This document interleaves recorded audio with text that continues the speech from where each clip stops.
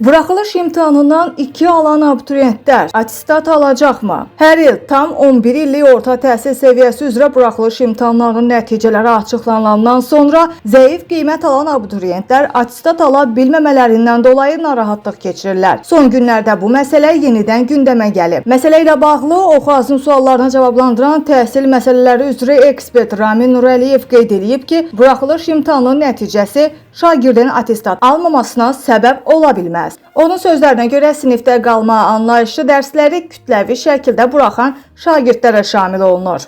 Ekspert bildirir ki, qiymətə görə attestatdan məhrum etmə deyə bir anlayış yoxdur. Abituriyent buraxılış imtahanında 2 qiyməti alarsa, onun attestat qiyməti 10 və 11-ci siniflərin illik göstəricisi əsasında hesablanaraq yazılır. Şagirdin qiymətləri 2 olsa belə, ona yenə də attestat verilir, lakin attestatda qiymət yerinə 2 alması qeyd olunur. Heç bir məktəb rəhbərliyi bir fəndən illik ortalaması 2 olan şagirdi attestatdan məhrum eləyə bilməz. Buna görə də bəzi məktəb rəhbərliyinin valideynləri təşvişə salması əsassızdır. Bu kimi hallar ilə qarşılaşan valideynlər mütləq məktəbə qədər və ümumi təhsil üzrə Dövlət Agentliyinə və yaxud da Elm və Təhsil Nazirliyinə müraciət eləməlidirlər deyə ekspert açıqlamasında bildirib.